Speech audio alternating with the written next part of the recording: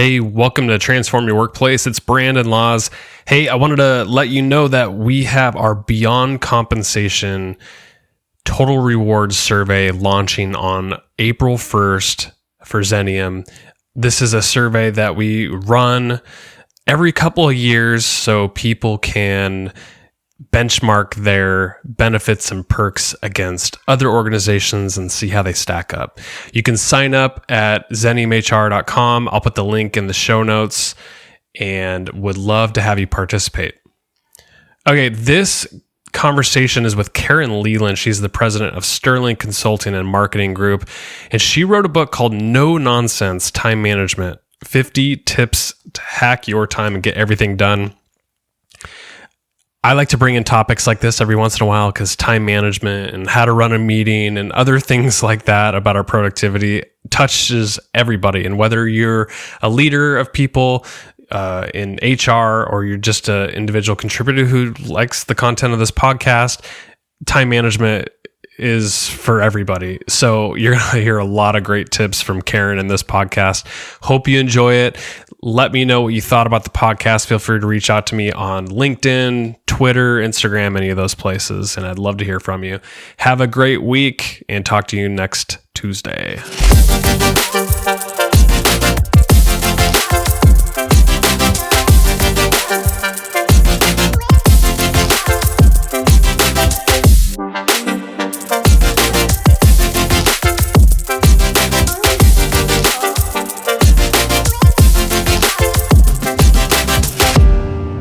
Karen, it's a pleasure to have you on the Transform Your Workplace podcast. Thanks for coming on. It is my pleasure. I'm so happy to be here. Thanks for inviting me. You're welcome. So you had a book come out, I think in December. It's called No Nonsense Time Management, 50 Tips to Hack Your Time and Get Everything Done. I'm a big time management nut, and I've read a lot of books in my time on time management, and I can never quite master it. So I always love reading new ideas, and you got a lot of good ones. So we're going to dive into this. Great. I'm a time management nut myself, so we share that. Well, how did you get into it? Let's start there. How did you end up writing this book? What was the genesis of it? You know, years ago when I first started working, a friend of mine was working for a company that did time management workshops. And he said they're looking for people that have acting background because they think they'd make good workshop leaders. So I went and I got trained and I was leading time management workshops all over the US. This was like 30 years ago. So it's been a subject I've always been interested in. And a number of years ago, I wrote a book. I was a management consultant. I would do time management was one of the things I taught. And then a number of years ago, I wrote a book on it. And then the same publisher came back and said, hey, how'd you like to do another book, but add in all the things that now weren't part of it last time? Because we didn't have the kind of online life we have now. And so the book was really a response to adding all of the video conferencing and all of the online issues in time that have been created by that. Yeah. In fact, in reading some of those tips that you have regarding like video conferencing, I'm like, this is perfect for right now because, you know, with the pandemic, a lot of people are working from home. And so this is really relevant to today's time. Agree. Well, let's start here. What do you believe people's relationship with time is? Like, I guess what comes to mind is, do they really understand where it goes or are they in denial about it? What do you think? I think people's relationship with time has really shifted over time, forgive the pun. And I think part of that is the advent of technology. Part of that is the world we live in. Part of that is the internet. So I think there's a couple of things. I think people's relationship with time used to be more defined by time itself, meaning the clock. Most people went to work and they went to work 9 to 5, right? That was how you related to time. Time was 9 to 5 for work. And then afterwards you had dinner and were with your family in the weekend. You know, it was structured by actual physical hours. I think obviously in the last 2 decades, that's changed tremendously. And then I think it went to be more about managing energy, and people's relationship with time, quote unquote, was about managing their energy. So you could take the same hour, but you noticed one person was getting a whole bunch done in that hour and the other person was getting nothing done. Yep. So it was more a matter of their management of their energy. And I think the shift that was on its way, by the way, even before COVID, but COVID accelerated the pace of it, was a third shift in how people relate to time, which is relating to time much more now, not even so much out of energy management, but focus and attention management. So I think our relationship with time management has really been three different things. And I think the phase we're in now is a phase of attention and focus management. I love that. And I love the way you talked about energy with time management, just because how often have you heard people say, oh, I don't have time for that? Like, let's say I gave somebody a self-help book that I really encourage them to read. And they're like, no, don't got time for that. But yet they can make time for Netflix for 2 hours a night, probably, catching up with the latest episodes of the favorite show. It's just that they don't want to make time for it, right? Oh, the time I've spent binging on Netflix during the pandemic, I could have written 10 more books. Same here. But that's what I mean by focus and attention management is think of all the things we do that waste our time, our focus and our attention. I'm not being judgmental. I think people have, I do it too. A right to use it any way they want. But I think we're somewhat unconscious about where we spend our time and our attention and the actual, unintended consequence of that on what we get done or don't get done. And I think that's a good point just about the awareness factor. So tip number 4 in your book is about keeping an activity log. How do you recommend people structure that? Like if people really want to get a hold of their time and figure out where it's going, how would you structure that? What do you recommend people do with it? I mean, there are definitely software, I know there's software that you can use that for. It's going to sound very archaic, but honestly, I have gone back to, and you're going to laugh at me. I live in New York. And so I was at the Metropolitan Museum the other day, and they have these desk calendars, right? They're just a little short, small. And I bought one of them. It was all art from New York. I bought one of them, and each page is a week. And I write down my appointments that I have for every day. I write down just the time and who the appointment is with. And then all the appointments that are potential clients, I circle and I write PC by, and all the appointments that are friends. And it's a way where I look at my week and I say, where am I putting my attention? Where am I putting my time? And then when I finish an appointment, by the way, I write them in pencil in case they need to change. Oh, good. Yeah. I don't write them in pen. And then I review and I say, where am I spending my time this week? Where is my focus and attention going this week? And it's a very interesting way for me to see at a glance how I am valuing my attention. Something that you made the connection with in your book was about the time and then your goals. So like if you're setting goals at a high level in different areas of your life, it could be professional, it could be financial or personal or whatever, but then also allocating time to that. How do you just give listeners a sense? Because, obviously want people to read the book because there's a lot of good stuff in there, but just maybe talk at a high level about how you make those connections between goals and the way we spend our time. Yeah, I think that's really important because, for example, because I'm a branding and marketing strategist, people are always calling me and going, I just don't have time for marketing and branding. And what I say is you have to make time for marketing. And part of that is marketing is like many of our goals, whether it's getting fit or having a relationship or writing a book, many of our goals fall into a category I would call B items, meaning they're not urgent. Right? They're not clawing at you with urgency like they have to get done. They're not necessarily routine and you have to do them because you don't like them and they're not urgent, but if they don't get done, your taxes, they're not urgent, but you do have to do them or there's bad consequences, right? So there's a lot of our goals fall into the B category item, which is things that are neither urgent nor are things going to fall apart if you don't do them, but they're important. But because they're not nagging at us, we don't often make the time to get them done. We don't focus on getting them done.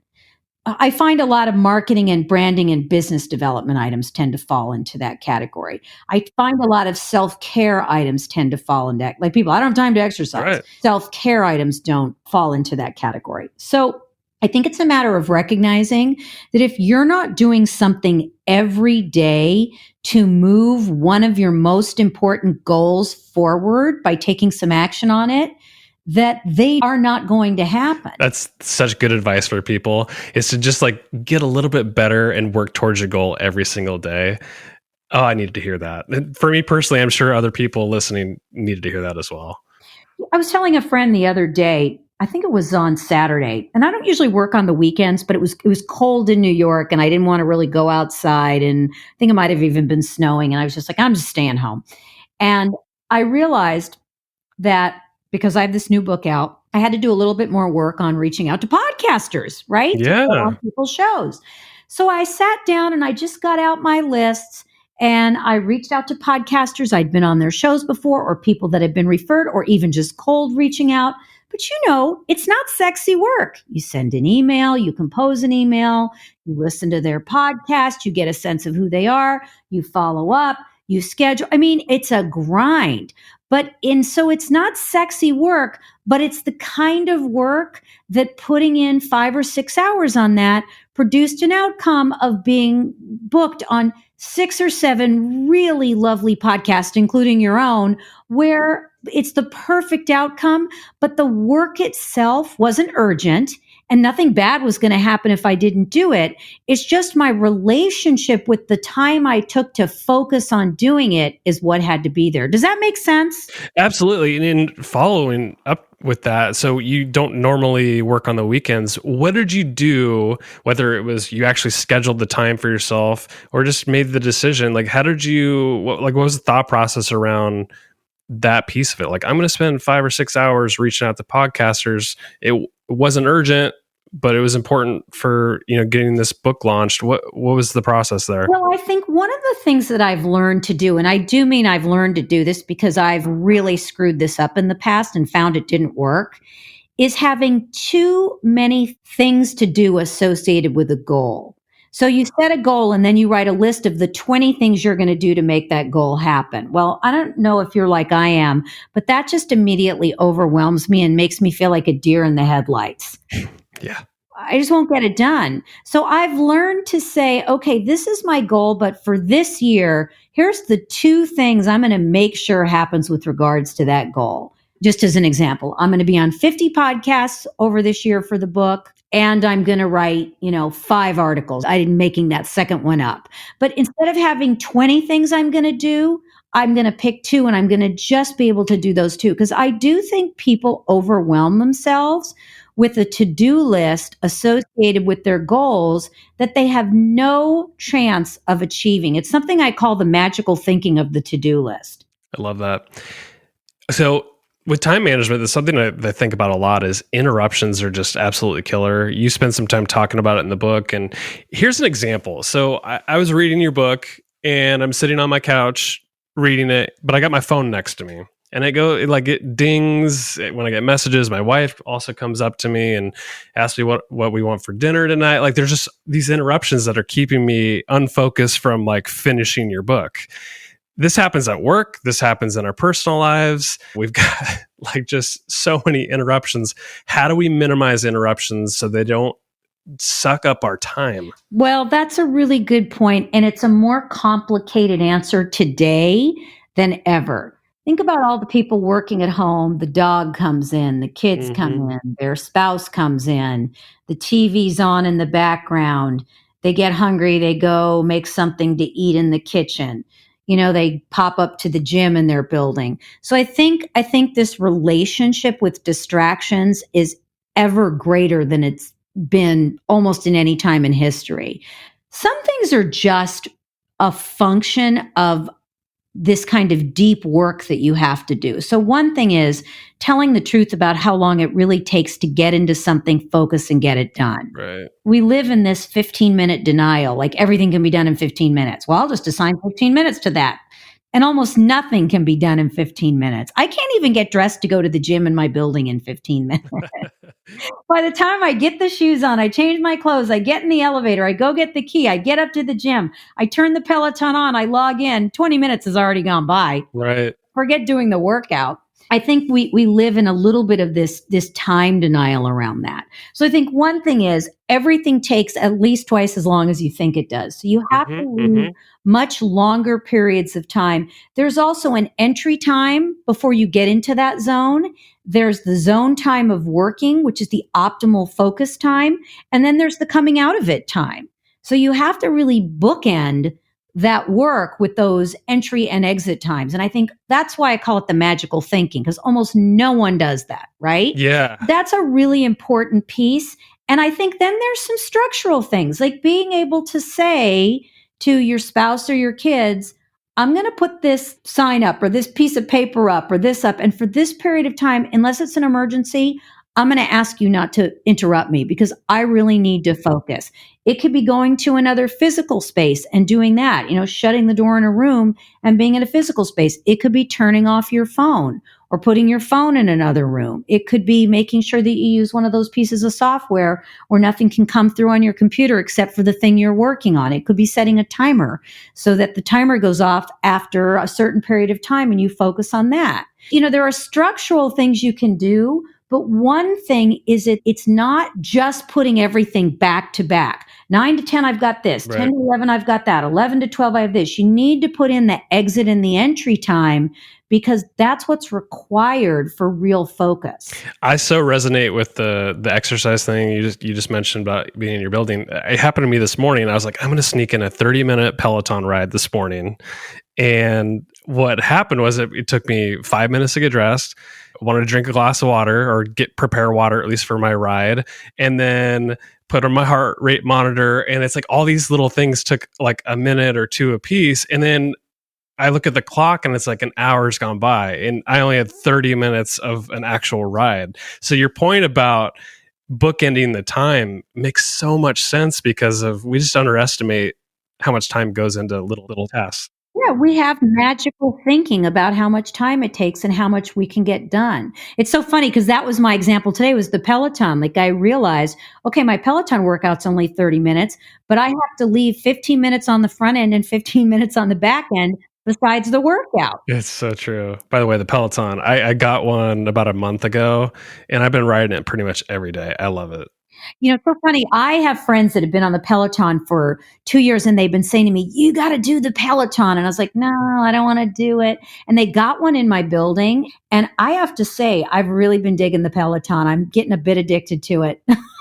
What I love about it in particular is so I did it yesterday. I did a 30-minute ride and I beat my PR from before. It by literally 2 kajoules or whatever the rating is. So the output was just a hair higher. And then today I did another one and I destroyed that same 30-minute goal. Congrats. And it's crazy because so I'm a big fan of James Clear's book, Atomic Habits, and the idea of getting just 1% better every day. I don't know if you read that book or understand the idea behind it, but just getting a little bit better every day, it could go a long ways to a great future. It brings up something else, which is I'm really against multitasking, where you switch your attention from one thing to another, because I don't care what people say. The research is pretty clear that you lose focus, and 2, your brain IQ goes way down when you multitask.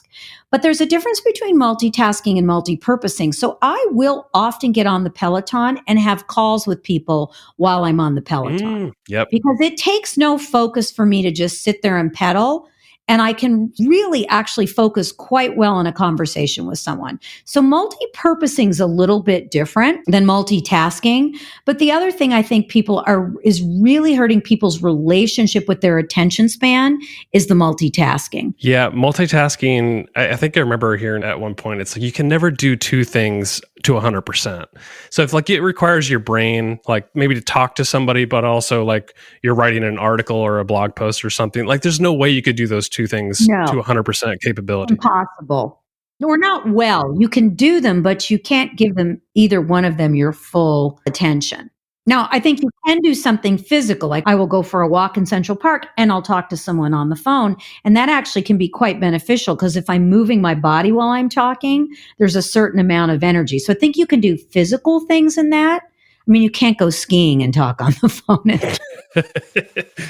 I think you got to have a little bit more focus with skiing. or bowling, but Let's shift over to delegation because I think this is a big one. Because I think oftentimes, especially in a work environment, we take on everything. We say yes to everything, but not everything needs your attention. And it could be an opportunity for other people to get involved and to grow their skills. So, a point in case, you mentioned delegation is a win win for both people. So, if I decide to delegate to a colleague of mine, so on one hand, I get to save time, and on from their point of view, they get to build the abilities. So, how do we become better at delegating? What are some tips that you can share about this? Because I struggle with this all the time. well, and again, I think we all have done this and we've all seen this happen.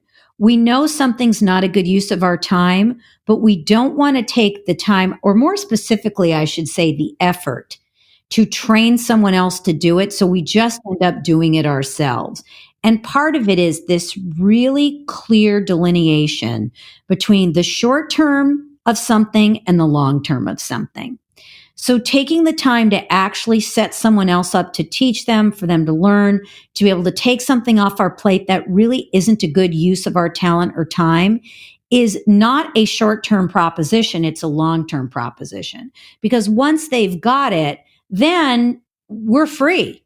We're free to be able to do something different. And again, I include myself in this. I've been a victim of this of myself. This tremendous resistance. And part of it is we don't necessarily know how to teach someone else to do what it is that we do in a certain given area. So I think about this a lot, and oftentimes I will just go ahead and do something because I'm like, okay, like to email somebody or to set up time to review or to train somebody, and then walk them through that, and then maybe have a follow up on it or review it or something. It just takes a lot more time than just doing it myself. But your idea and thought about it's the long-term play, like how do we shift our brains to be thinking like, no, like to delegate and to train somebody is a better use of our time long term. I have a CEO that I was doing some coaching and work with, and she would call me and she'd go, I'm spending all this time putting together these,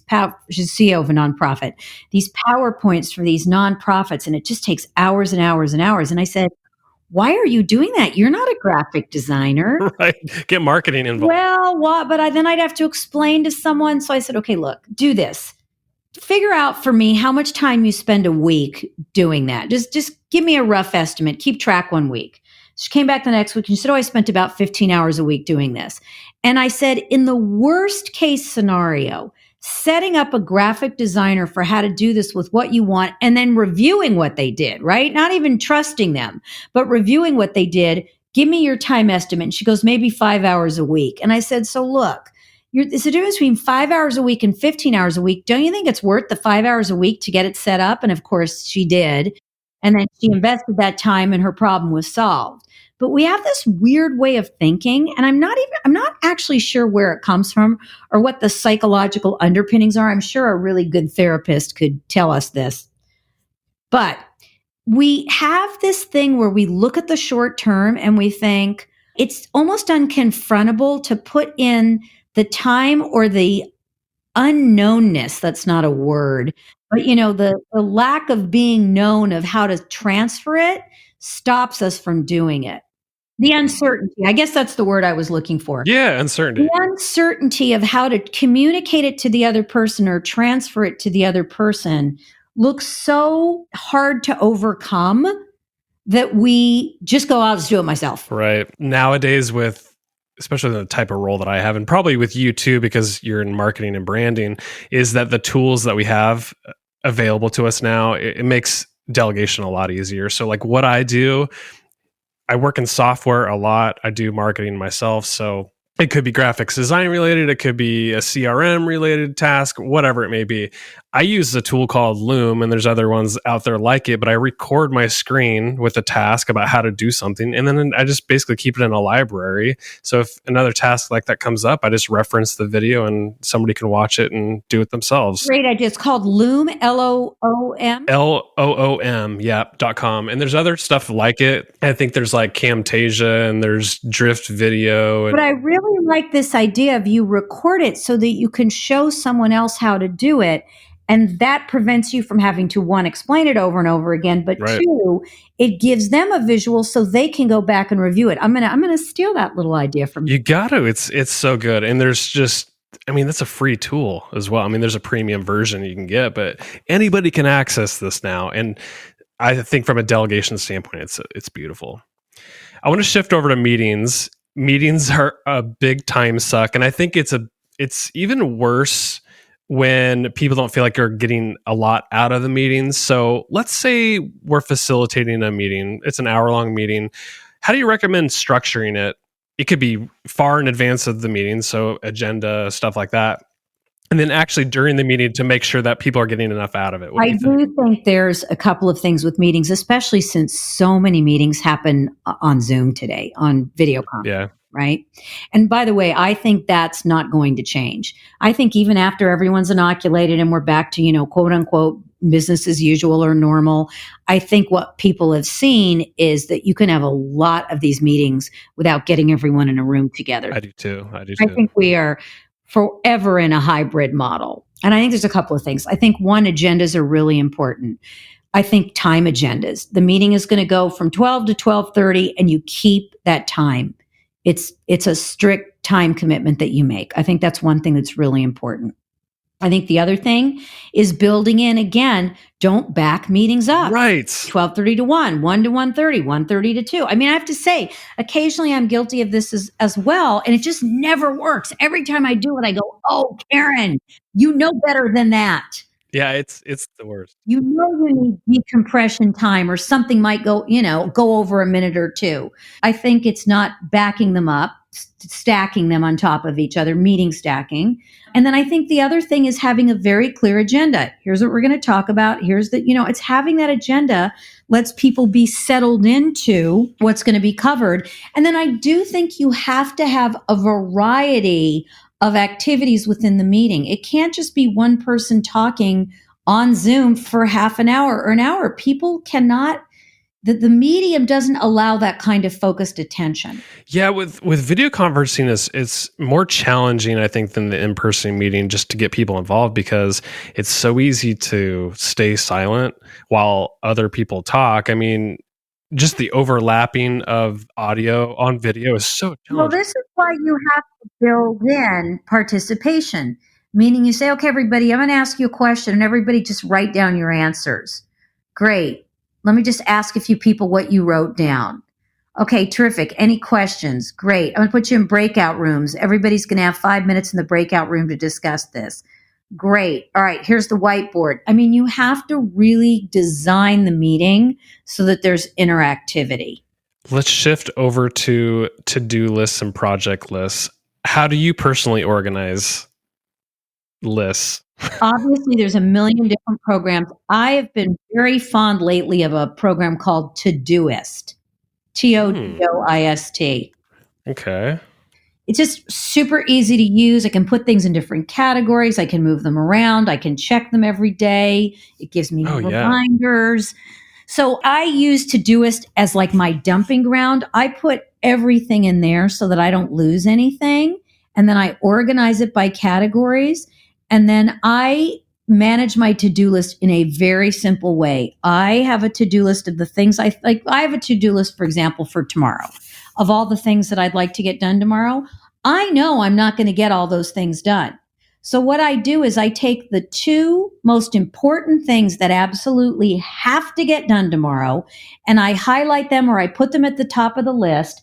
And I make sure that no matter what else happens, I get those two things done. And then anything else that happens above and beyond that, I consider gravy. Yeah. So you're basically saying with Todoist, you dump everything in there so you just don't lose something. And then you get into the prioritization. So like for tomorrow, if you're planning your day tomorrow, you're going to be like, okay, these two things that are in my pile of lists or to-do lists that I need to get done, these are at the top of my list now. I'm going to get these done tomorrow. And if I don't get it done, it's kind of a failure. Well, and this is the problem is people have this experience of I failed, I didn't get everything done, and then they feel bad. And then because they feel bad, the little bit of energy is taken up by feeling bad. And it's even if it's subconscious energy, they don't realize. So they have a little less focus because they feel bad and guilty. And then it just snowballs. So I think if you give yourself a win every day, it actually helps you be more productive. Yeah.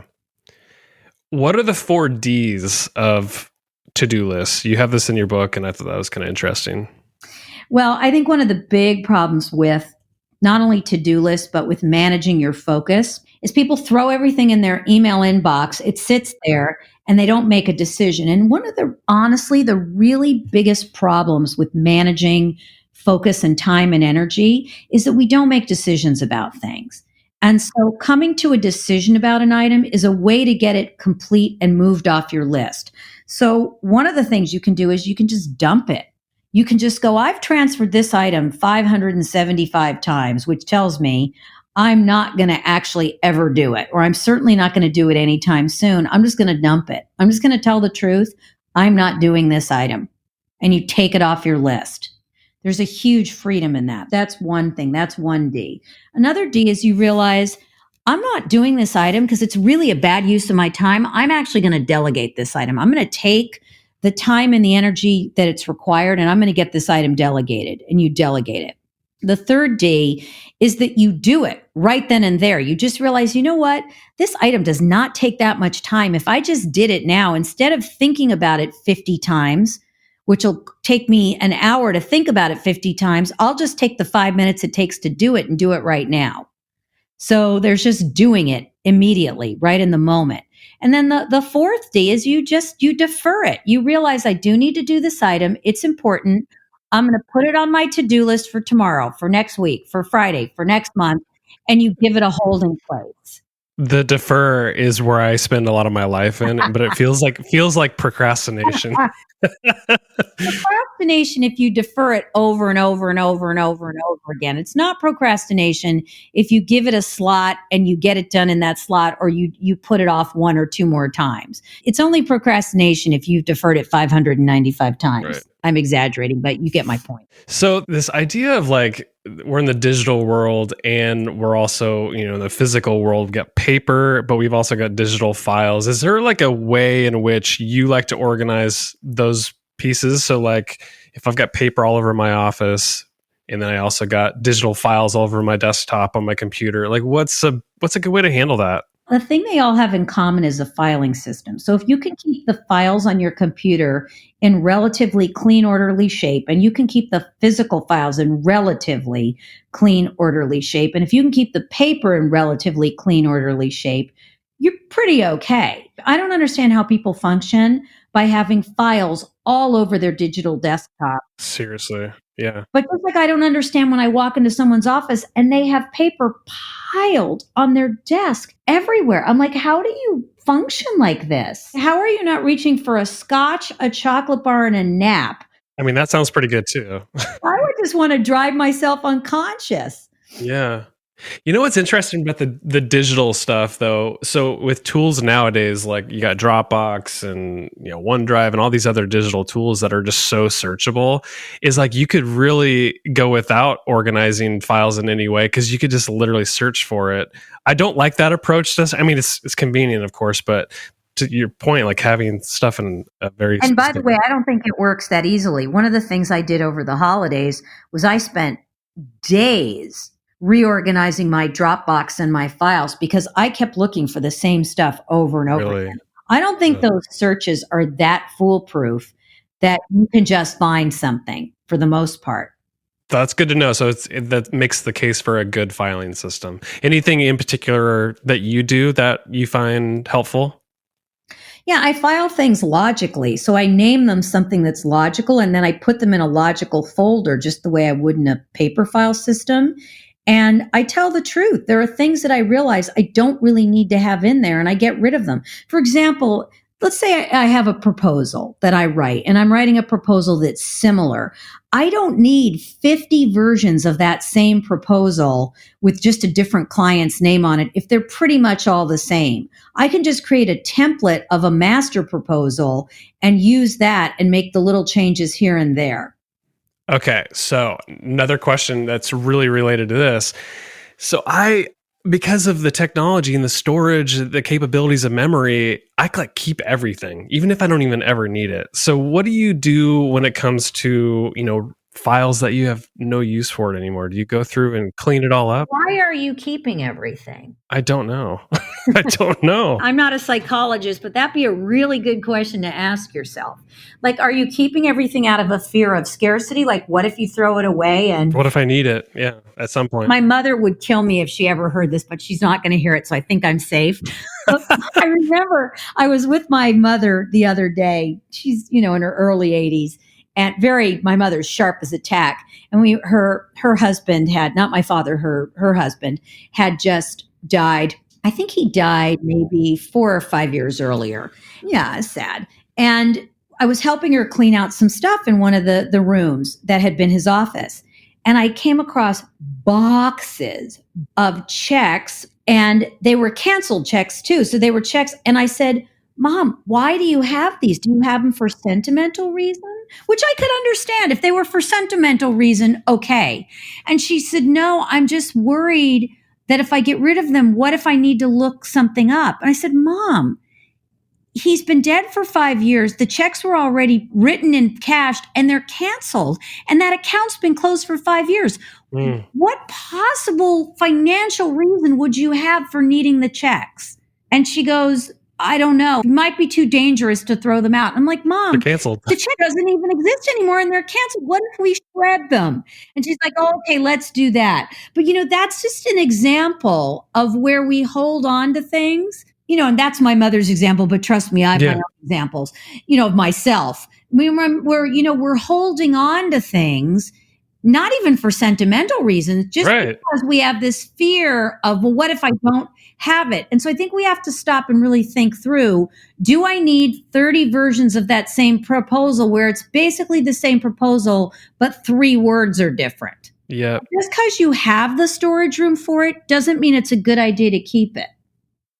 I think this is a point why the Marie Kondo stuff has taken off over the last couple of years. It's like, does it serve any value to you, or do you feel anything when you're holding it or whatever? And this is obviously for like home stuff. Well, and it's worse than that. It's not just does it hold any value or feel good. What is the opportunity cost? How much energy and attention is it taking, even if it's subconscious and you don't realize it? Yeah, so true. Okay, email. Help me with email. How do we make our inboxes more manageable? It's the same thing. It's those 4 Ds. It's defer it, delete it, delegate it, put it somewhere for a different time. I really try to bring my email inbox to 0 at least once a week. That's good. Good. That doesn't mean I do everything on the email. It means I pull some things over to a to be handled file. It means some things get deleted. Some things get put into another file where I can find them. Some things I know they're a to-do item, but rather than use my email inbox as the to-do, I go open Todoist and I put it in as a to-do item. Then I delete it from the email. Amazing. It's hard. I mean, it takes rigor to do that. Yeah, I think for me, I was just actually talking about this with somebody last week. I just get so much email volume, and it actually overwhelms me to the point where I kind of just give up on cleaning it out. It's a nightmare. But I like that approach. Like you do something with it. So you get an email, you either delete it, you file it away for use, or you put it on your to-do list. It also helps if you, for example, you change the way you're viewing it. Like first I view it by date, and then when I've gone as far as I can go with that, I view it by who it's from. Then when I've gone as far as I can go from that, then I view it by topic. Then when I've gone as far as I can go from that, so I change my view a little bit, and that helps me. I go, I'm just going to do the A's. Okay, I'm doing it by alphabet, and I'm just going to do the A's. So it helps you if you switch it around a little bit. I love that. Okay, I've got one more question for you because I know I've taken a lot of your time and this has been so fun.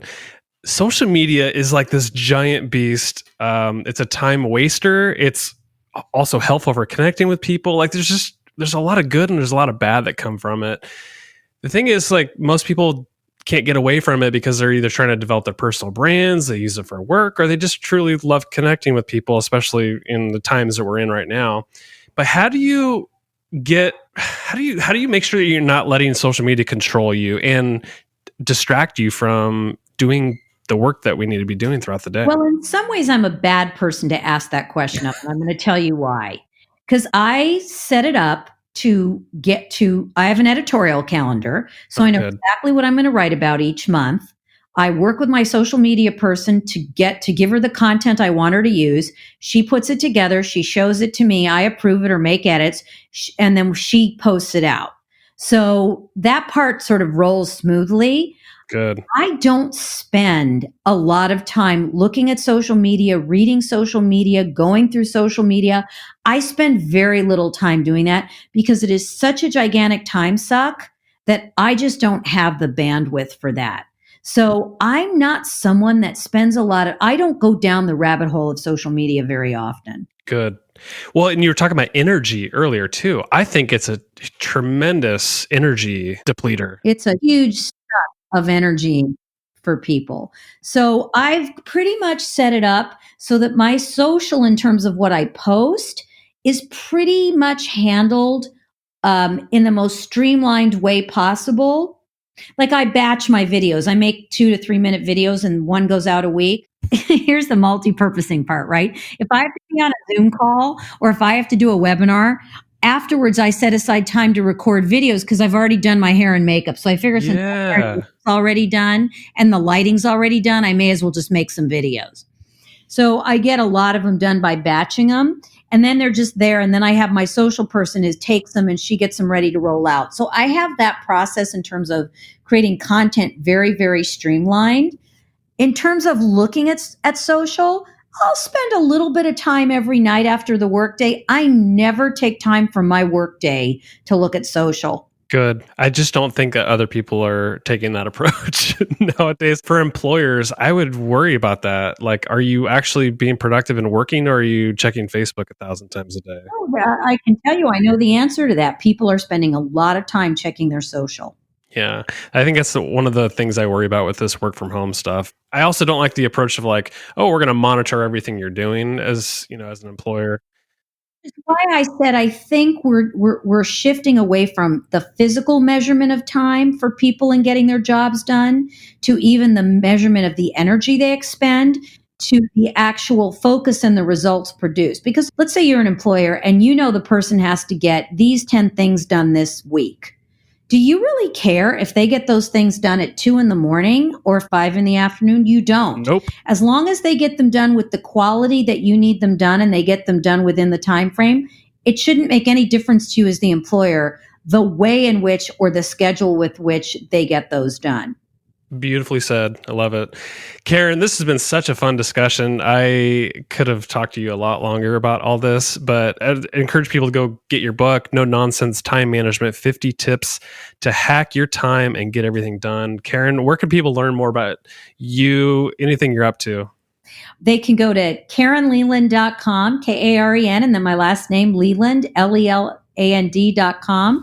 They can also go to sterlingmarketinggroup.com, same site. And then I have a YouTube channel, Karen Leland, and any of those places they can find out about me. Karen Tiber Leland, thank you so much for coming on. This has been so fun. Brandon, thanks. And thanks for the great questions. I really enjoyed it.